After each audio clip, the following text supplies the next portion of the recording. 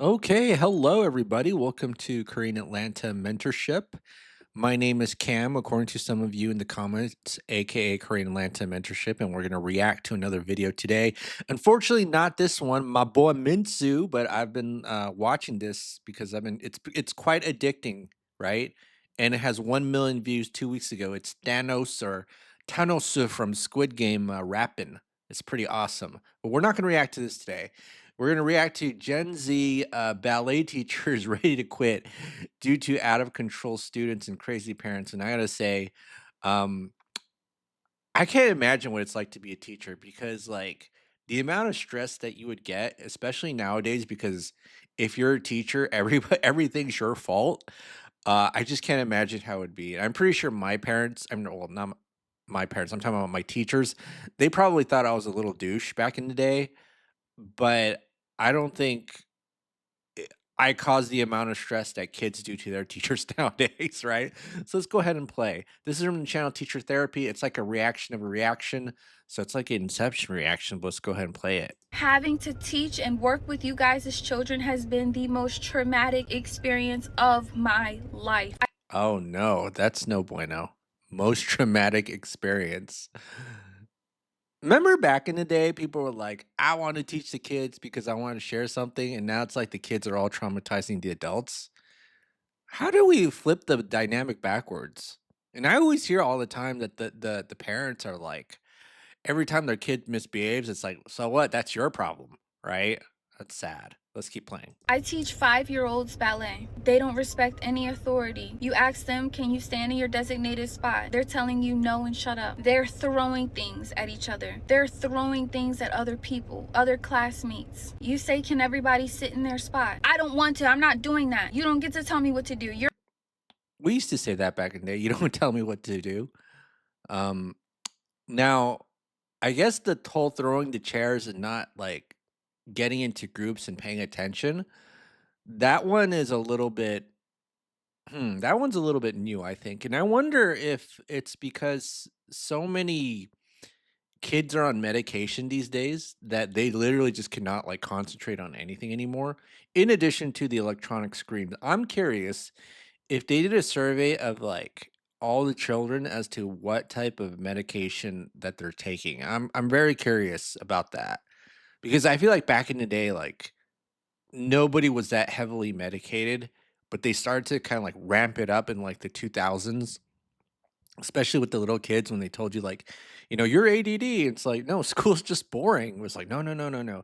You need this to focus. And then everybody for some reason was happy. But let's keep playing. You're not my mom. You confront the parent. The parent tries to argue with you and fuss at you because you tried to reprimand and redirect their kid.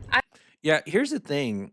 I don't understand what the point of sending your kid to school is if the person that you're entrusting them to, you don't really trust them. And that was kind of like the whole original argument for homeschooling.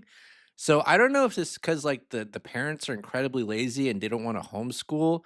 So it's like they want the benefits and none of the responsibilities. Like, here, hey, I don't trust you. I don't trust the teacher. I don't trust the public school.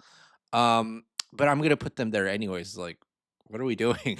Either, if you trust these people and you want to put your kid there, then actually trust them. But if not, then take them out and do whatever it is that you want to do, right? Make them a free range kid or something.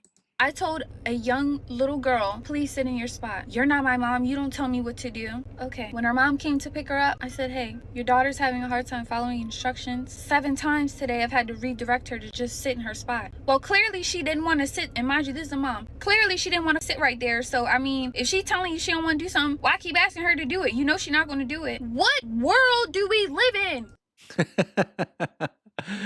Oh man, it's like yeah, it's kind of like, maybe trying to get kids to eat right. It's like, well, they're just gonna eat the Cheetos anyway, so don't even try to try. I'm like, man,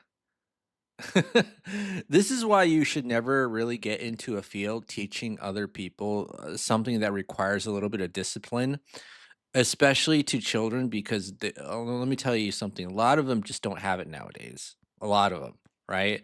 Like you take your average mediocre person from like 10 to 20 years ago, and then they're like a genius compared to like kids nowadays, which is sad, right?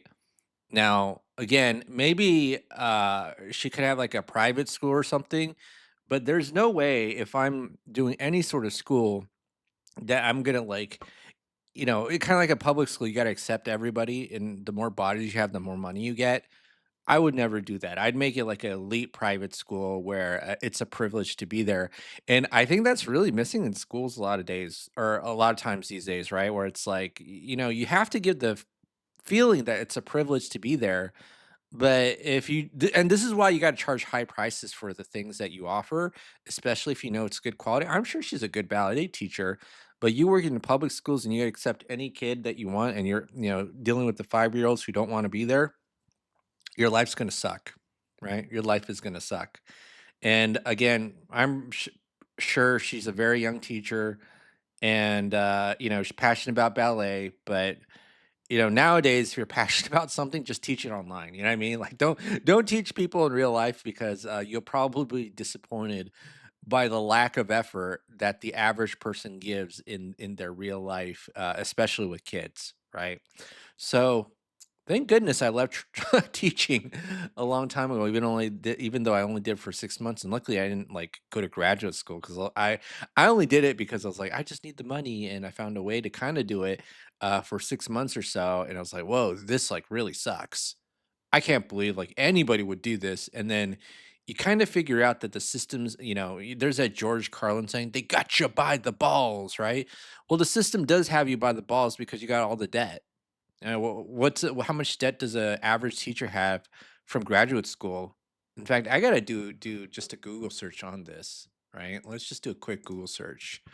How much debt does average teacher have from education grad school? $58,000. Oh my goodness. Right? So that's well, this is not 100,000, but that's not really saying much, right? But again, you got the debt. Now they got you, from George Carlin. They got you by the balls. Oh my goodness. They probably got her by that too. So again, I don't know if you ever read the book Robert Kiyosaki. If you want to be rich and be happy, or like something like that, don't go to school. That book actually display talks about a lot of the problems with the school system, and it's probably getting worse and worse because that book was written, I think, like in the 80s. So it's crazy how like all the problems were identified and nothing has changed. But yeah. All right. Well, that's it for today. Very short clip. This is Karina. It's a mentorship. And then maybe I'll do a reaction about listening to my boy Minsu. Minsu, my boy from Squid Game season 2. Such a dope rap song. Such a dope song. Dope remix. 1 million views from 2 weeks ago. Watching this makes me happy. Watching this or this kind of makes me depressed. It's like, man, that's reality, isn't it? All right. Okay. Well, time for the next video. I'll see you on the next one.